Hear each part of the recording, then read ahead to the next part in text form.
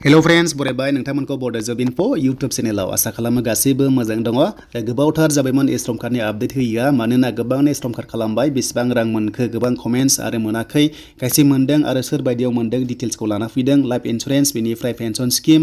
आरो रायजोआव गोबां दायो खहा जागासिनो दं आबादारिफोरा बेनो जाबाय नोंथांमोननि माइखौहाय एम्फौ अरगासिनो दङ गोबां सांग्रां जादों मानोना 100 बिगानिबो बारा अरस'जोब्बाय आरो लोगोसे बबेनिफ्राय फैदों बेनि सायावबो नोंथांमोनजोंहाय शेयार खालामगोन दा भिडिअखौ नायग्रोजों नोंथांमोना हानायसिबां बेनिफ्राय लास्टआव नोंथांमोना कमेन्ट्स खालाम मानोना भिडिअ नायोब्ला नोंथांमोना गासिबो क्लियार जागोन आरो नायाब्ला नोंथांमोना आन्दायनो हागौ थ' जियानो जा जों कभार खालामगोन बेयाव E-Shram कार्डनि आपडेटखौ लानानै दा बिदिब्ला जोङो E-Shram कार्डनि अफिसियेल साइटआव फैबाय आरो बे E-Shram कार्डखौ होदोंमोन मिनिस्ट्रि अफ लेबार आरो एमप्लयमेन्टनिफ्राय भारत सरकारनिफ्राय सेन्ट्रेल गभर्नमेन्टनिफ्राय बेखौहाय कार्डखौहाय होनाय जादोंमोन जायनोखि लेबार सेक्टरनि गोग्लैयो E-Shram कार्ड बुङोब्ला जों लेबार कार्डखौनो गोरलै ओंथियाव मिथिगौ लेबार कार्डजों आरो बेनिफ्राय E-Shram कार्डजों फ्राय गोरोबफ्रामो स' बेखायनो जोङो डाइरेक्ट गोरलै बाथ्रायाव लेबार कार्डबो बुंनो हायो दा बेयाव गोबाङानो एप्लाइ खालामदों रेजिस्टार खालामदों नाथाय दासिम बेनि बेनिफिट्सआ मा मोनखो मुलाम्फाया मा मोनखो बेखौनो कभार खालामदों बे भिडिअखौ नायग्रोजोब होमबानो बुजिगोन दा मोननै अपसन दङ फार्स्टआव जोंहा रेजिस्टारा टटेलि फ्रि माने बेसेन नाङालासिनो जोङो रेजिस्टार खालामना लानो हायो ओंखायनो मोननै अपसन दङ फार्स्टआ जाबाय रेजिस्टार E-Shram कार्ड आरो बेयाव आपडेटबो नोंथांमोना खालामनानै लानो हायो बेनिफ्राय सेकेन्ड अपसना जाबाय जोंहा रेजिस्टार मानधनबो दङ दा गोजौआव नोंथांमोना नायबानो जाबाय मोननै अपसन दङ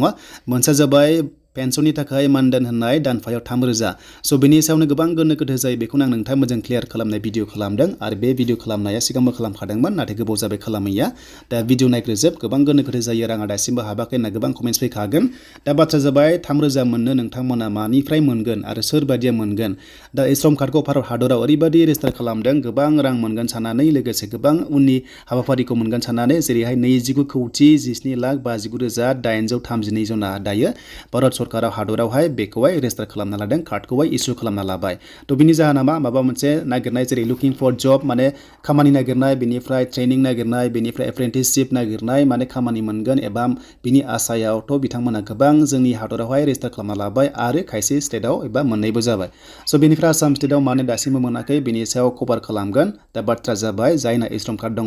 ओरैबायदिसो बे E-Shram कार्डआ माबा मोनसे फिउचार लेभेलाव माबा मोनसे चान्स मोननायनि मिजिङाव बेखौ खालामो मानोना गभर्नमेन्टआबो बेखौ नायदों जे जोंनि भारत हादराव बेसेबां आनअर्गानाइज वार्कार्सफोर दङ खामानि मोनै सुबुंफोर दङ बिथांमोननि माखासे डेटाखौ लादों गभर्नमेन्टआ दा बेखायनो 29 कौटिनि बारा दङ दायो बेकारफ्रा हमना ला बुंबाय गोरलै बाथ्रायाव स' बिथांमोननो गभर्नमेन्टआ माबा मोनसे राङारि अनसुंथाइ होगोन नामा बा माबा मोनसे खामानि होगोन नामा बिनि थाखायनो बे मथ' बेखौ खालामदों दा बाथ्रा जाबाय जायफ्रा E-Shram कार्ड दङ बेकाराव जोङो हमना ला बुंनो हायो अब्ला गभर्नमेन्टआ मिथिबाय जे गोबां माने माखासे बेकार्सफोर दङ जायफोरखौ बिथांमोना रोजगार एबा खामानि होनो हागोन नामा स' बेनि थाखायनो खालामदों एन्ड बेनिफ्राय ओरैबायदि मोनसे बाथ्रा थायो जे रायजोआव माबाफोर जुदि खहा जाबाय बा स्टेटआव हादराव माबाफोर जुदि खहा जाबाय अब्ला बयबो माने E-Shram कार्ड दङ बेयाव रेजिस्टार खालामना लादों अब्ला स' बिथांमोना माबा मोनसे सुबिदा मोननायनि चान्सआ दङ बेनिफ्राय फैबाय दायो रां मोनगोन बेसेबां थ' बिनि सायाव गोबां गोनो गोथो जायो मेन कन्टेन्टआ बेनो रां मोननोबा नोंथांमोना मोनदों आं जेराव सिन होदों मानधनाव नोंथांमोनाहाय माने ओरैबायदि रां दोननांगोन LIC सिस्टेमाव थाइसे दोनोबा थाइनै जानाय बेबायदि मोनो दा जेब्ला 60 इयार्स जागोन अब्ला नोंथांमोना मोनगोन दा बाथ्राया जाबाय 80 निफ्राय हमना ला 59 बा 60 निफ्राय 59 इयार्ससिम E-Shram कार्ड खालामबाय एक्चुअलि 60 निफ्राय 59 इयार्ससिम E-Shram कार्ड खालामबाय बेनिफ्राय नैबे मानधन होननायाव माने रां दोननांगोन LIC सिस्टेम इन्सुरेन्स बायदि दोननांगोन आरो बेखौसो नोंथांमोना जेब्ला 60 बोसोर जागोन अब्ला 3,000 नोंनो पेन्सन सिस्टेमाव होनाय जागोन बे मोनसे पेन्सन स्किम मानधना बेयाव रां दोनोबा नोंनि रां दोननायखौ मोनफिन जेब्ला नोंथाङा बोरायबाय बुरिबाय 60 इयार्स जाबाय नैबे मानधनाव फैसा दोनोब्ला स' नोंथांमोना 60 बोसोर जानाय लोगो लोगो नोंनि एकाउन्टआव 3,000 सोफिनसिगोन मानोना बे रांजोंनो नोंथांमोना जाहाथे सोलिनो हायो माबा मोनसे नांगौ गोनांथिखौ बायना लानो हायोबा नोंनि खामानि होयो बेनि थाखायसो मानधन स्किम खालामदों आरो मानधनाव जायफ्रा रां दोनो बिथांमोनासो 3,000 दानफायाव मोनबाय थागोन जेब्ला 60 इयार्स जागोन नाथाय रां दोनालासिनो रावबो 60 इयार्सआव रां मोननाय जाया बिदिब्ला गभर्नमेन्टआ जेबो माने खामानि मावनो हायै जागोन बयनोबो रां होयोब्ला क्रर दङ स' बेखायनो मानधननि गेजेरजोंसो जि थाइसे थाइनै दोननानै नोंथांमोना बेखौहाय बारायनानैहाय 60 बोसोर जाबा मोनो दा गोरलै बाथ्राया E-Shram कार्ड थाबा खनसेनो डाइरेक्ट 3,000 मोना नाथाय मोनसे अपसन दङ चान्सआ दङ जुदि हादराव रायजोआव जुदि खहा जायोब्ला माबा मोनसे दैबाना बा माबा मोनसे बांग्रिं मावनानै जुदि खहा जाजोब्बाय बयहाबो माने आबाद बिथिङाव गाज्रि जाबाय स' अब्ला रां मोननायनि चान्सआ दङ स' बेखायनो दायो ओरैबायदि बाथ्राबो जादों जे आसामाव 100 बिगानिबो बारा एम्फौआ माइखौ जाजोब्बाय बाथ्राया जादों सनितपुर डिस्ट्रिक्टआव दा गोबां खहा जागासिनो दङ